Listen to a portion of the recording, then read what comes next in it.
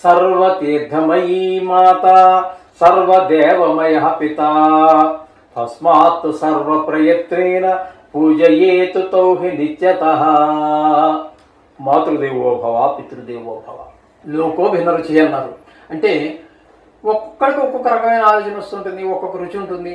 అంటే తిండి పదార్థాల్లోనే కాదు రుచి అనేది, విషయం తెలుసుకోవాలి అనేటువంటి విజ్ఞానంలో కానీ అనేక రకాల మనస్తత్వాలు. ఏ మనిషి ఏ ఇద్దరు మనస్తత్వాలు కూడా మాకు ఈ జ్యోతిష్యంలో ఒక మాట వస్తుంటుంది, ఈ సృష్టిలో ఏ ఇద్దరు మనస్తత్వాలు కూడా ఒక రకంగా ఉండవు అనేసి. అదేవిధంగా ఆలోచన కూడా ఎవరి ఒక రకంగా ఉండవు. చేత ఇక్కడ ఎవరికో వచ్చిన ఆలోచన అసలు యమలోకం ఎలా ఉంటుంది అనేది. ఒకసారి మహాశివరాత్రి రోజున జ్వాలాతోరణం ఎందుకు కాలుస్తారు అనేటువంటి విషయం ఒకసారి మనం చెప్పుకున్నాం, మీ అందరికీ జ్ఞాపకం ఉండవచ్చు. అది ఏంటంటే యమలోకపు సింహద్వారము మండుతూ బగబగ మండుతూ ఉంటుంది అని చెప్పేసి మనం చెప్పుకున్నాం. దానికి ప్రత్యేకగానే మనం ఇక్కడ జరగడం ఈ జ్వాలాతోరణం కాల్చడం జరుగుతుంది. దాని కింద నుంచి 3 సార్లు అటు 3 సార్లు ఇటు శివుణ్ణి ఊరేగిస్తాము. అంటే అటు నుంచి ఇటుకి ఇటు నుంచి ఇటుకి. అది కొంచెం పవిత్రంగా స్నానం చేసి చెప్పులు లేకుండా ఇది చేయడం జరుగుతూ ఉంటుంది. అదంతా ఆ ఎపిసోడ్ మీరు చూస్తే మీకు దొరికిపోతుంది విషయం అంతా. అదేవిధంగా ఇక్కడ అది ఒక భాగం.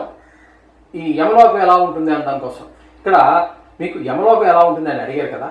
యమలోకం ఎలా ఉంటుంది అంటే అసలు యమలోకం అంటే ఏంటి? యమలోకానికి నరకానికి సంబంధం లేదండి. యమలోకం ఏంటి?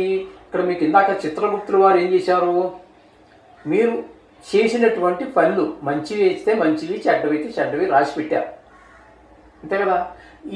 ఈ మంచి చెడ్డ రాసి పెట్టిన తర్వాత ఇందులో దీనికి ఈ విధమైన ఈ చెడు పనికి ఈ విధమైనటువంటి కర్మఫలాన్ని నిర్ణయం చేయడం జరుగుతుంది.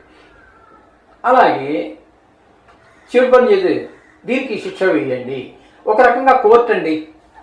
కోర్టులు అంటే మన కోర్టులు ఇక్కడ ఎంతసేపు చెడు చేసిన వాడికి ఏ శిక్ష వేయాలనేది ఉంటుంది, కానీ అక్కడ అలా కాదు. మంచి చేసిన దానికి ఏ మంచి ఫలితం ఇవ్వాలి, ఏ మంచి జన్మ ఇవ్వాలి, ఏ మంచి ఆ జన్మలో ఆ మనిషి ఏ విధమైన సుఖాన్ని పొందాలి అనేటటువంటిది రాస్తారు. అలాగే ఈ చెడు పనులు చేశాడు కాబట్టి ఇతనికి ఈ రకమైనటువంటి ఈ శిక్షలు విధించండి అని చెప్పేసి ఇక్కడ కర్మఫలాన్ని నిర్ణయిస్తారండి. యమలోకం అనేది మేము అక్కడ ఎవరు మిమ్మల్ని శిక్షించడం ఉండదు, అక్కడ నిర్ణయం జరుగుతుంది. కోర్టులో మనకి ఎలా అయితే అంటే కోర్టు అంటే మంచిదానికి వాళ్ళు ఫలితం చెప్పరు, చెడు పనులకే చెప్తూ ఉంటారు కాబట్టి అదొక దాన్ని కొంచెం దగ్గర కోలుకుంది కాబట్టి చెప్తున్నా. అదొక న్యాయస్థానం అండి. మంచికి కానీ చెడ్డకి కానీ న్యాయస్థానం. కోర్టు అనేది ఇంగ్లీష్ పదం కాబట్టి మనం దాన్ని సరిగ్గా దీనికి అన్వయించలేకపోతున్నాము. అదే తెలుగు పదం అయినట్టయితే న్యాయస్థానము అని. కాబట్టి ఇది ఒక న్యాయస్థానం, కర్మఫల నిర్ణయ స్థానం యమలోకం అనేది. అంతవరకే, అక్కడ ఏమీ ఆయన్ని బాధించేది ఏముండదు. ఆ లోకం మళ్ళీ సపరేట్గా ఆయన వేసిన దాని ప్రకారం. ఇప్పుడు మనం కార్పొరేట్ హాస్పిటల్కి వెళ్ళామండి, అక్కడ ఎలా అయితే హార్ట్ సర్జరీకి వేరే ఓ సెక్షన్ ఒక విభాగం ఉంటుంది, పంటి వాళ్ళకి ఒకటి ఉంటుంది, కంటి వాళ్ళకి ఒకటి ఉంటుంది, చెవిటి వాళ్ళకి ఒకటి ఉంటుంది, బోను ఏదో ఎముకలు విరిగిపోయినవి ఆర్థోపెడిక్ అని ఏదో అది వేరే ఉంటుంది. ఒక్కొక్క రోగానికి ఒక్కొక్క విభాగం ఎలా అయితే ఉంటుందో అలాగే ఈ నరకంలో కూడా రకరకాలైనటువంటి పాపాలకి రకరకాలైనటువంటి శిక్షలు అమలు చేసే ఉంటాయి. ఒక పాపం ఏదో చేశాడు, 5-6 పాపాలు చేశాడండి ఒక వ్యక్తి, ఓ పాపానికి ఒక రకం శిక్ష. ఆ శిక్ష ఇక్కడ అయిపోయిన తర్వాత నెక్స్ట్ ఇంకో పాపం ఏదో చేశాడు, ఎప్పుడు తాగుతూనే ఉండేవాడు,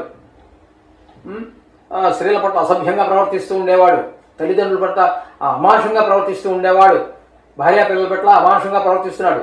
ఈ సెక్షన్ నుంచి ఆ సెక్షన్ తీసుకుపోయారు. ఇక్కడ శిక్ష అమలు అయిపోయింది కాబట్టి ఆ సెక్షన్ తీసుకుపోతారు. అక్కడ ఏమేమి శిక్షలు అమలు చేశాడో చెప్పాడో తీర్పు యమధర్మరాజు గారు, దాన్ని బట్టి ఆ శిక్షలన్నీ అమలు చేసేస్తారు. అక్కడ అదైపోయింది. మళ్ళీ 3వది ఏదో ఉంది, పేకాటో జోదో ఏదో, దానికి తగిన శిక్ష మరో సెక్షన్కి.